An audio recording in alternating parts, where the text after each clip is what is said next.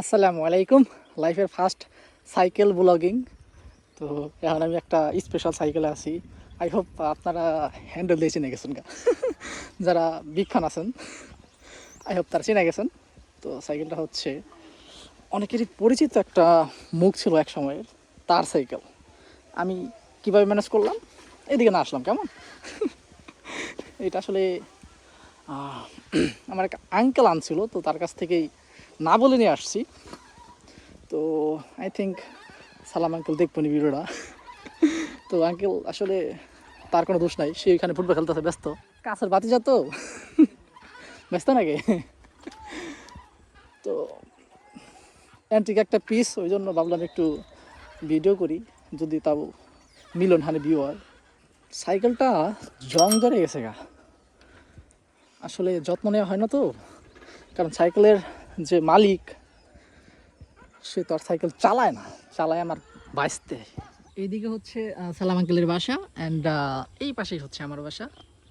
And এইখানে মাঝখানে বইয়া ভাবির সাইকেল নিয়ে ভিডিও করতেছি।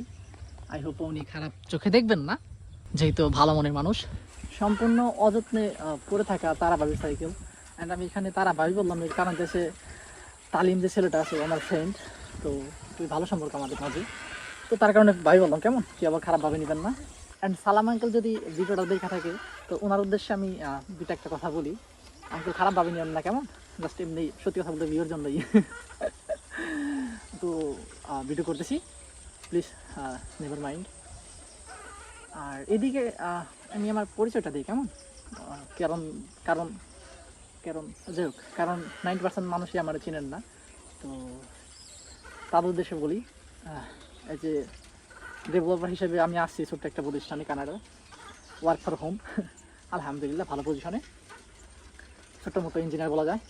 আর ভিডিও করি এমনিতে খুব ভালো লাগে। আমি 2016-17 সাল থেকে ভিডিও ক্রিয়েট করি, জাস্ট ভালো লাগা থেকে কেমন। আমি এখান থেকে অর্থ উপার্জন করি না, জাস্ট এমনি ভালো লাগে, দ্যাটস ওয়াই করা।